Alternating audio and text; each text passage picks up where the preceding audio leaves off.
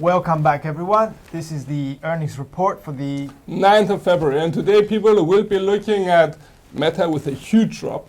We'll be looking also at HarleyDavidson, which rose, and for the earnings reports, we'll be looking at Walt Disney as well as Coca-Cola. Enjoy the report. So we'll make a start with Meta and the latest developments, Angelo. Meta's Platforms Inc. is formerly known as Facebook. Facebook's share price was down almost 26% in the past week. Yesterday it was down 2.1%.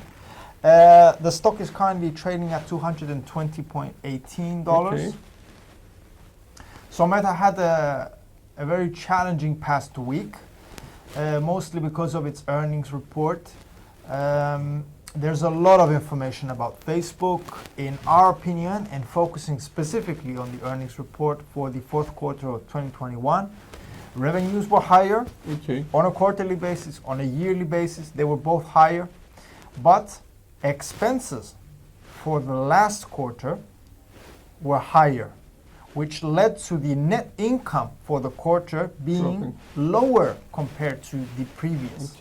Also, analysis on the metaverse, which they basically created this event and created more interest. All the buzz around it, had basically shown that they were losing money on the metaverse part. Yeah, but that could also be partially because they're investing heavily as the start of the project is right now, etc., etc. You said the right word. You said start. It's the start. And a lot of people are criticizing them for things that nobody has ever done before. So it could be temporary. It was very significant as a drop, but it's temporary, in my opinion. Overall, I could say that another positive part of the earnings report was that active users were higher. A lot of people believe that Facebook's users are basically diminishing, while they're increasing. Not huge numbers, but they are still increasing, which is positive. Another subject that is currently in focus in the current week, but was mentioned in the earnings report, was the difficulties that Meta is currently having with regulation.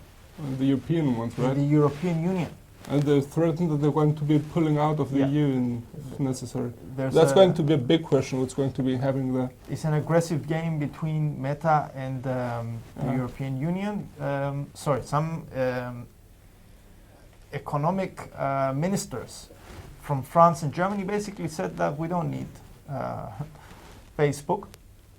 Some reports have said that some of these ministers are saying that we don't really need, but there's thousands and possibly millions. It's going to be a huge social outcry there. Social outcry with a lot of people, individuals, consumers, businesses, organizations, or maybe movements that have pages on Facebook, Instagram, or all these other applications that may not be able to carry out their normal operations, and they could be in a very difficult position. So again, if we find a solution, if they can find a solution, but some kind of golden medium. But it's true that many, especially small enterprises, base their internet presence on Facebook. And it's a big issue. So what do you think is stronger, regulation or Facebook? Look, regulation is going to be partially also decided by the courts, and that's rather independent. But overall, regulation could lag a little bit behind. We'll have to wait it out and see. I also believe regulation is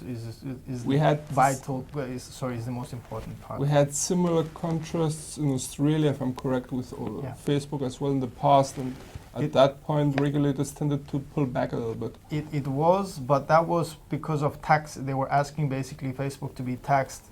This is data related, right? Yeah, this is regulation. This is like passing information from Europe to the United States, basically. Over the Atlantic. Yeah, that's another issue. But that's interesting for Facebook. Definitely. Yeah.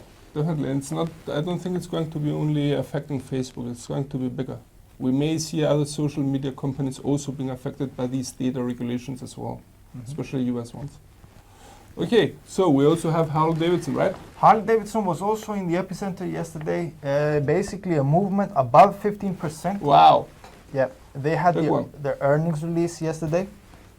One of the things that some people may not know about HarleyDavidson is that their company is basically divided into two parts. Okay. The first one is motorcycles.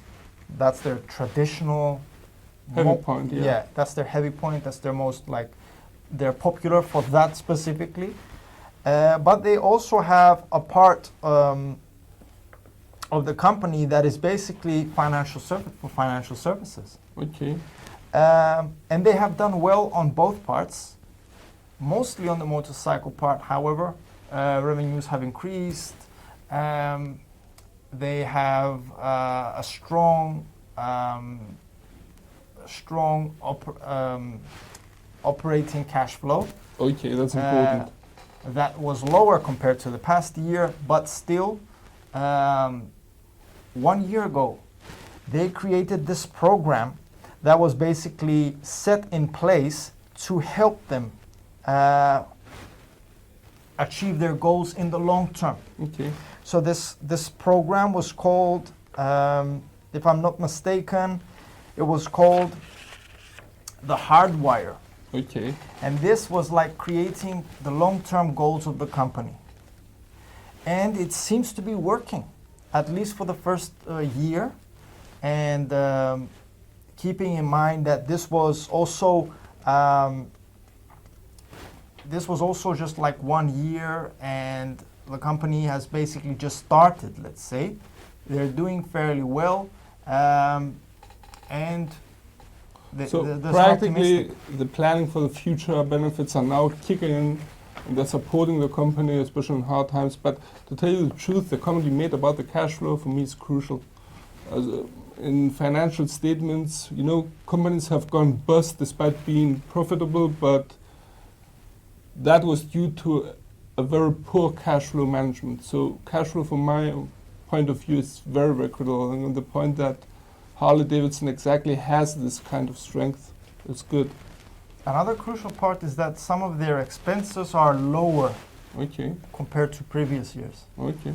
which is basically, if my revenues are increasing and my expenses are decreasing, maybe they have found a way to do things more efficiently, or use some of their materials more efficiently. Or Some of economies of scale, maybe, Yes. or something like that. Yeah. yes, they could be doing something very different compared to previous years, Okay. according to their numbers. So it's interesting to see just like how they will develop in the first quarter of 2022 also.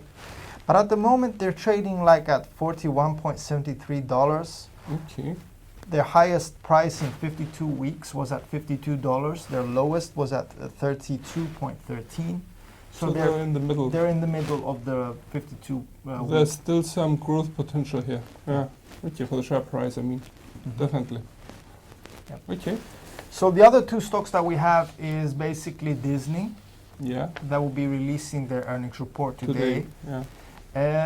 Disney has done very well with some of its movies, but a lot of its theme parks, a lot of its shops basically have not been able to produce during the pandemic. Yeah, definitely. So Due to the restrictions and everything, yeah, Yeah. definitely. So theaters and parks and everything, they could not be attended. They could only keep like a limited number of people at a time.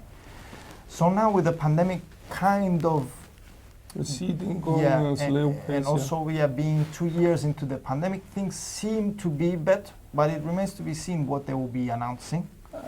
If the pandemic loosens its grip, yeah, definitely for the amusement parks of Disney, there is an upside potential.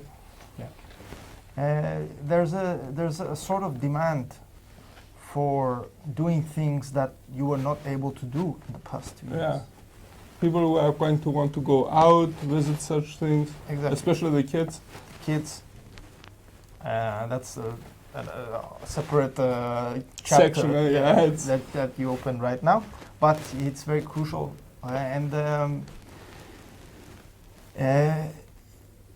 if the numbers are better than expected, we could see Disney's share go higher and higher. That's also Coca-Cola, right? Coca-Cola is also one of the companies that will be announcing its earnings report for the fourth quarter of 21. Let's go back to Disney. This is for the first quarter of 2022. Okay. This is not the fourth quarter. This is the first quarter of 2022. Okay. Coca-Cola is fourth quarter of 2021. Yeah.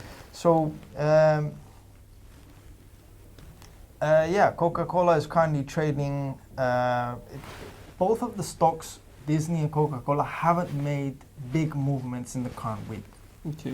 So this could be signs that the traders are basically waiting for the results, and depending on the results, we will see volatility. Yeah, in the direction. Yeah. So Coca-Cola, everybody is interested in the beverage company. We know that also some big investors, legendary investors, have had money in Coca-Cola. So, quick question. Coca-Cola is due out tomorrow, right? Yeah. Is also PepsiCo due out tomorrow? It's going to be interesting to see the comparison between the two beverage companies. It could be, yeah. I'm not sure about Pepsi, but if it's the same date, it's a nice square off for both of them. Okay. Moving now to the technical analysis. Yeah. So Disney is basically moving in a sideways range between the R1 144 and 15 and the S1 139.75. Okay. This is a crucial range, and I'm highlighting this range on the chart with the gray area. Above, if the range is broken above, then I have noted two resistance levels. The first one is at 149.20 and the second one is at 152.55. And to the downside, I note the S2 135.05 and the S3 129.75. At the moment, sideways motion. The range is colored, so I keep it sideways for now. I'm going to keep it simple until the release is out. As I said, no big movement was observed in the past days, so we're waiting for the numbers. So practically we're keeping a sideways bias between R1 and S1 until these two are broken, depending on which side, Yes. then we would switch our bias. Okay. Yeah. And that's the earnings report for this week. Other notable movements was Moderna, which was in red territory. Really? I haven't found like specific news, but that's another notable move. American Express was higher, about 3%. If I'm correct, in the pharmaceuticals, we also had Pfizer that was on Tuesday, right? Yeah. And tomorrow we have, I think, Teva. That's going to be also interesting to see tomorrow. Yeah. Okay, that should sum it up for today, people. Thank you for watching. We found that you found this report useful. From all of us here at IronFX, best wishes for solid trading.